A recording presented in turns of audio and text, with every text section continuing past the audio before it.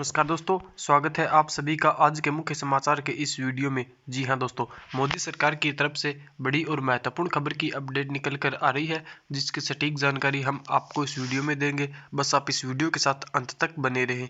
और इसी के साथ ही दोस्तों, आज की बड़ी खबरों में आपको बताएंगे कि जानिए 26 जनवरी को आखिर क्यों मनाया जाता है गणतंत्र दिवस। जी हाँ दोस्तों, आज़ादी के बाद भारत में 26 जनवरी 1950 को संविधान लागू हुआ था। देश में संविधान की स्थापना दिवस के रूप में 26 जनवरी को गणतंत्र दिवस मनाया जाता है।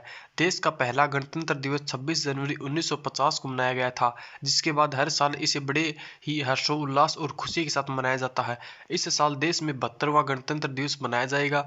गणतंत्र दिवस के मौके पर दिल्ली के इंडिया गेट पर भव्य परेड का आयोजन किया गया है, जिसमें देश की तीनों सेना का दल भाग लेता है। इसके साथ ही देश के विभिन्न राज्यों की झलक दिखाई देती है, झांकियों का भी प्रदर्शन किया जाता है। गणतंत्र दिवस पर इंडिया गेट पर देश के राष्ट्रपति ध्वजारोहण करते हैं। गणतंत्र दिवस एक राष्ट्रीय पर्व की तरह मनाया जाता है। इस दिन भारत में भारत सरकार अधिनियम 1935 को निरस्त कर नया संविधान लागू करते हुए नए संविधान को पारित कर दिया जाता था। बता दें कि सबसे पहले 26 जनवरी 1929 को लाहौर कांग्रेस अधिवेशन में भारत को पूर्ण गणराज्य का दर्जा दिलाने का प्रस्ताव पेश किया था। हालांकि उस समय अंग्रेजों ने कांग्रेस अधिवेशन के इस प्रस्ताव को नामंजूर कर दिया था।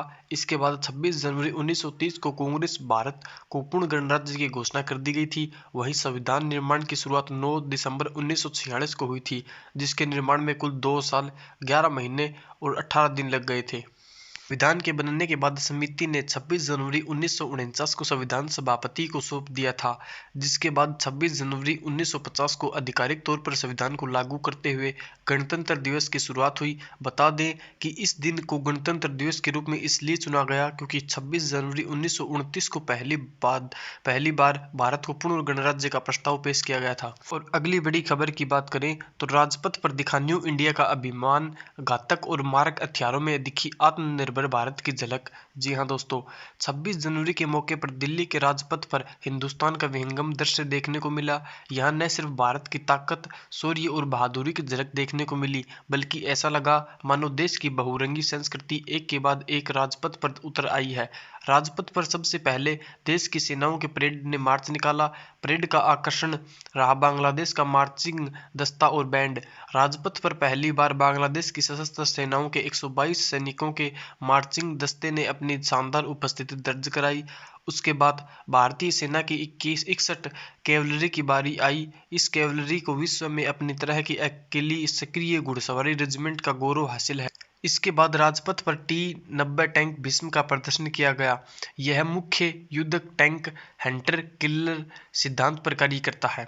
और इसके बाद का दस्ता BMP का था। ये दस्ता आयुधों और रात में युद्ध लड़ने की अत्याधुनिक सुविधाओं से लैस एक उच्च पैदल सेना वाहन है। इसके बाद राजपथ पर ब्रह्मोस मिसाइल की दूरी प्रणाली दिखाई गई। दागों और भूलों के सिद्धांत पर चलने वाली ये मिसाइल 400 किलोमीटर की अपनी अधिकतम रेंज में दुश्मन के इलाकों को भेदकर अचूक और विध्वंस वार करने में सक्षम है। राजपथ पर अगला दस्ता मल्टी लॉन्चर रॉकेट प्रणाली का है। भगवान शिव के धनुष के नाम पर बना ये रॉकेट बहुत कम समय में बड़े इलाके को तबाह कर सकती है। और अगली बड़ी खबर की बात करें तो चैटिंग और कॉलिंग के अलावा व्हाट्सएप का ऐसे भी कर सकते हैं यूज, बड़े काम की है ये ट्रिक। जी हाँ दोस्तों, व्हाट्सएप की नई प्राइवेसी पॉलिसी के बावजूद अभी भी इस ऐप के लाखों यूजर्स हैं। व्हाट्सएप सबसे ज़रूरी ऐप में से एक है। ये सब जानते हैं कि चैटिंग, वीडियो कॉलिंग के लिए ये सबसे ज़्यादा यूज किया जाता है, लेकिन हम आपको बता रहे हैं कि इन सब के अलावा भी व्हाट्सएप कई चीज़ों में काम आता है। हम आपको इस ऐप के ऐसे ही इस्तेमाल के बारे में बता रहे हैं। हम अपने ज़्यादातर काम अपने स्मार्टफोन से ही करते हैं। ऐसे में जब हमें कुछ ज़रूरी बातें नोट करनी हो या कोई लिस्ट बनानी हो तो हम उसे फ़ोन के नोट्स या फिर व्हाट्सएप पर शेयर करते हैं। कई बार ऑफिस से लेकर पर्सनल काम भी हम व्हाट्सएप पर शेयर कर देते हैं। हम अपनी ज़रूरी बात या कोई मैसेज लिखकर अपने किसी फैमिली मेम्बर या फ्रेंड को व्हाट्सएप पर भेज देते हैं। ऐसा करने से कई बार सामने वाला कंफ्यूज भी हो जा सकता है। इसलिए आज हम आपको व्हाट्सएप की एक ऐसी बड़े काम की ट्रिक बता रहे हैं जिसे आप अपने ज़रूरी काम या डॉक्यूमेंट सेव करने के लिए इस्तेमाल कर सकते हैं।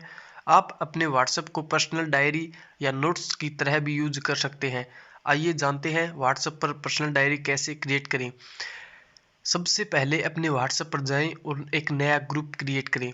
ग्रुप बनाने के बाद व्हाट्सएप के टॉप में राइट साइड में 3 डॉट पर क्लिक करें। यहाँ आपको न्यू ग्रुप बनाने के ऑप्शन मिलेंगे। अब ग्रुप क्रिएट करते वक्त अपने किसी एक फैमिली मेम्बर या फ्रेंड को ऐड करें। आप अपने हिसाब से ड्राफ्ट, डायरी या कुछ और ग्रुप का नाम रख लें।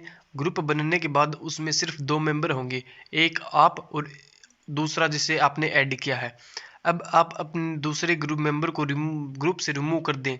ऐसा करने के बाद ग्रुप बना रहेगा और उसमें सिर्फ आप अकेले मेंबर होंगे। अब आपको जब भी कुछ नोट करना हो तो इस ग्रुप में वह मैसेज कर सकते हैं। ऐसा करने से कोई आपका मैसेज नहीं देख पाएगा और न ही आप अपने मैसेज से किसी को डिस्टर्ब करेंगे। इस ग्रुप को आप अपनी पर्सनल डायरी की तरह यूज कर सकते हैं। इसमें आप कुछ भी लिख कर रख सकते हैं और बाद में उसे देख सकते हैं। आप ऑफिस या कोई भी पर्सनल डॉक्यूमेंट भी इस ग्रुप में भेज सकते हैं।